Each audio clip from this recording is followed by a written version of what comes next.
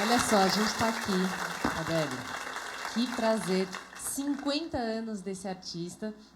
E que prazer segurar esse livro que você está acabando... Aliás, esses 2 livros, né, que você está acabando de lançar. 2 livros.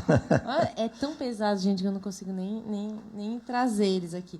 Mas um é sobre as pinturas, outro sobre as esculturas, né? Isso. E a minha mãe falou assim, olha, não esquece de falar sobre as esculturas dele em Aparecida. Por favor, fala antes que ela fale. Mas você não fala da escultura? Não, eu tenho várias obras de cunho religioso, inclusive o Santuário de Aparecida, toda a Via Sacra, os painéis dentro da Basílica, o busto dos papas que vieram no Brasil, também os bustos dos reitores que passaram pelo santuário. Também tem obras em Minas. Em Minas tem um retábulo da igreja lá em Botelho, em Minas, uma igreja maravilhosa. Tem vitrais na Alemanha, no mosteiro ainda construído pelos romanos do século VI, ainda tem vitral meu lá. Então eu tenho uma obra muito grande. Quantos países você já passou? Mais ou menos, fala mais ou menos. Não sei, não dá nem para contar, talvez uns 30 países.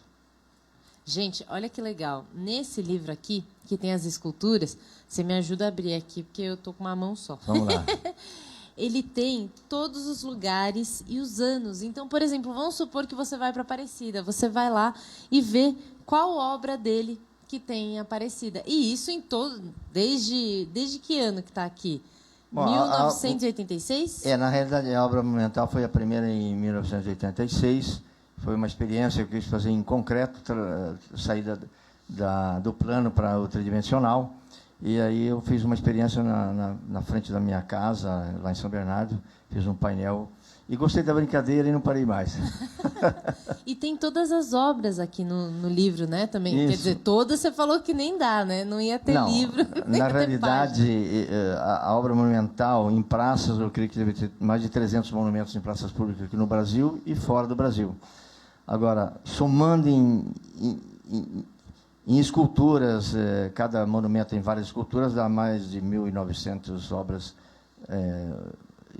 de esculturas e relevos, baixos relevos. Não, e você sabe que eu estava folheando aqui o livro e eu vi que tem em São Caetano, né? Eu falei, puxa vida, eu passei tanto por lá quando eu era federada e a minha mãe sempre falava assim, olha que bonito, olha que bonito. Eu olhei e falei, gente, mas eu conheço essa escultura aqui. Eu já passei tanto por ela, né? São Caetano tem, acho que 13 monumentos de grande porte, tem 12 metros de altura, tem grandes painéis lá. E qual que é a sensação de você ir lá e ver uma obra tua naquele lugar? Olha, é gostoso, é uma realização pessoal, você poder fazer uma obra e colocá-la em contato ao público que vai todo dia para o seu trabalho, ele passa e vê a obra. Que isso foi uma proposta minha, na realidade. Eu fazia pintura para uma elite, mas eu senti necessidade de colocar a obra para aquelas pessoas que vão para o seu trabalho e que às vezes se sentem inibido pela sua classe social, entrar em um museu ou em uma galeria. E aí eu parti para a arte monumental em praças públicas. E também depois, as pessoas talvez não tenham visto a minha obra tátil para deficiente visual. Essa daí a gente vai deixar para elas para o terceiro bloco, né? Então, vamos falar sobre isso daí. Inclusive... Que também foi uma necessidade de colocar a minha obra para aquelas pessoas que não conseguiam ver. Para todos, né? Para todos. E olha, tem uma coisa muito legal ainda sobre as esculturas. Olha os croquis, né? Desenhos, croquis. Podem ser chamados croquis? Nem sei. Pode ser. Que ele faz. E aí eu perguntei, puxa, Sarro, mas me fala uma coisa. Muda muito do desenho que você tinha planejado na hora que você vai fazer?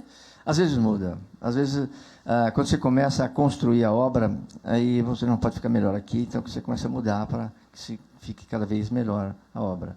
Às vezes você não consegue colocar no desenho toda a ideia, mas quando você vai começar a construir, começam a surgir novas ideias e mudanças, né, de rumo, para ficar melhor. A minha mãe, ela estava assistindo o filme da Torre Eiffel, né, do criador, né? O Eiffel, né, mãe? O criador da Torre Eiffel mesmo. E aí ela estava me contando, aliás, ela conta todas as histórias muito melhor que eu, mas ela estava me contando que durante a criação, né, a montagem da torre, ele foi mudando também.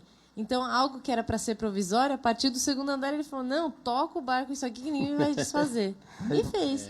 Tinha que ser parafusado para poder desmontar depois. Aí, a partir do segundo andar, fala assim, pode colocar rebite que ninguém vai conseguir tirar isso daí. É isso, né? Você também coloca rebite em tudo, que é para ninguém tirar. Realmente. Colocamos concreto e parafuso, cola, para ninguém tirar mais. Por enquanto, a gente falou das esculturas, mas... mesmo assim, ainda acabam roubando, como roubaram um óculos de um poeta, de uma escultura que eu fiz lá em Bragança Paulista, de um poeta, e roubaram o óculos dele. Tem essas coisas que acontecem. Poder roubar o óculos a gente entende, né, senhor? Isso aí eu entendo, porque o que já roubaram de óculos meus, você não acredita. No próximo bloco, pai, aí a gente fala dessas pinturas também, porque o Gilberto também já falou que tem até na casa dele, então tem muito assunto. Inclusive, nós temos um quadro do Adélio Sarro lá, e falar também, viu, Clarissa, não esquece não das obras dele no mundo inteiro, inclusive na Alemanha, né, que você me contou. Daqui a pouquinho a gente volta com você, tá bom? Okay. Porque eu quero agora ouvir um pouco mais do nosso querido Armando. Eu roubei o microfone do Armando, gente, filho tô devolvendo. Clarissa, obrigado. Ele do meu querido amigo. Vou levantar então, mas vocês vão cantar junto essa daqui, hein? Essa é a música que fala de tudo que o italiano mais gosta, de todas as tradições, das manias, do jeitinho italiano, aquelas coisinhas que eu vou contar agora então nessa música. Tem sardela aí? Tem sardela, alicella, pizza, tem tudo. Nós vamos fazer o corinho aqui, vamos lá. Vamos lá. Lasciatemi cantare con la chitarra in mano, lasciatemi cantare, sono un italiano. Ah, che delizia, meu Deus. Buongiorno Italia, gli spaghetti al dente e un partigiano come presidente, con l'autoradio sempre nella mano destra e un canarino sotto la finestra. Buongiorno Italia con i tuoi artisti, con troppo America sui manifesti, con le canzoni, con amore, con il cuore, con più donne sempre meno suore. Buongiorno Italia, buongiorno Maria, con gli occhi pieni di malinconia. Buongiorno Dio, lo sai che ci sono anch'io. Vamos junto. Lasciatemi cantare con la chitarra in mano, lasciatemi cantare una canzone piano piano, lasciatemi cantare perché ne sono fiero, sono un italiano vero. Buongiorno Italia, chi non si spaventa e con la crema da barba lamenta, con lo vestito gessato sul blu e la moviola la domenica in TV. Buongiorno Italia col caffè ristretto, le calze nuove nel primo cassetto, con la bandiera in tintoria una 600 giù di carrozzeria.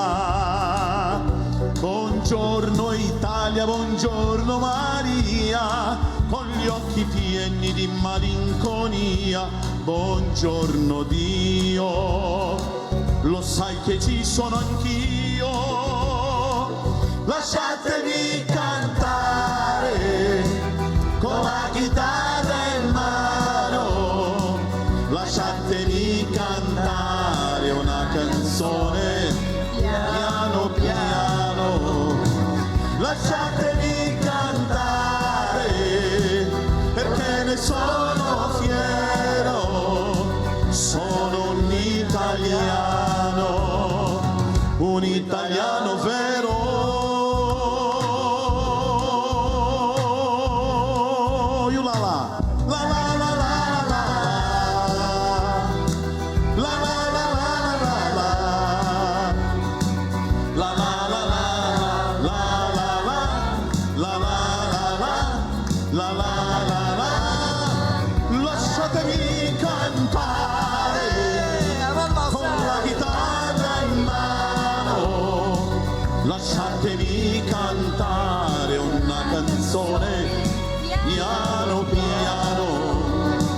lasciatemi cantare, perché ne sono fiero, sono un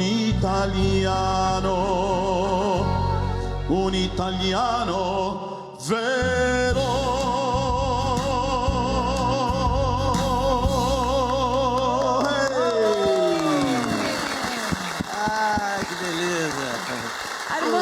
Conta uma coisa.